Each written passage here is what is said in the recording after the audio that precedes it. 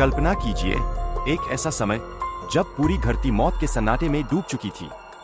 नदियां सूख चुकी थीं और इंसान पानी की एक बूंद के लिए तड़प रहा था। मनुष्य अपने अहंकार में इतना अंधा हो चुका था कि उसने धर्म और इंसानियत दोनों छोड़ दिए थे। कैलाश पर्वत पर महादेव गहरी तपस्या में लीन बैठे थे, लेकिन जब पाप अपनी सीमा पार कर गया, तब शिव ने क्रोध में अपनी आंखें बंद कर ली और जैसे ही महादेव की दृष्टि संसार से हटी, सूर्य की रोशनी भी फीकी पड़ने लगी।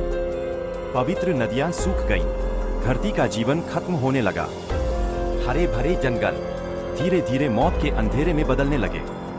देवताओं ने जब पृथ्वी की यह हालत देखी, तो स्वर्ग में भी भय फैल गया। सभी देवता भगवान विष्णु के चरणों में पहुंच गए। तब विष्णु जी ने कहा, जब तक मनुष्य अपना अहंकार नहीं छोड़ेगा, महादेव की कृपा वापस नहीं आएगी। इसके बाद भगवान विष्णु ने एक साधु का रूप धारण किया और वे पृथ्वी पर आए, जहां हर तरफ दुख और निराशा फैली हुई थी।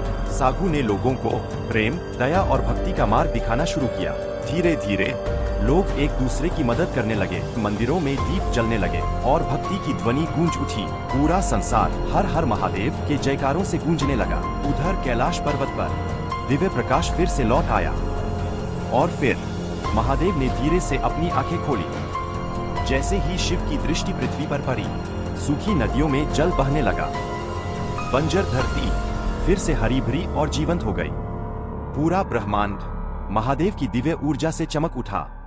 आज भी हिमालय में यह मान्यता कही जाती है कि जब अधर्म बढ़ता है, महादेव मौन हो जाते हैं और जब भक्ति लौटती है, तब उनकी कृपा फिर से संसार को जीवन देती है।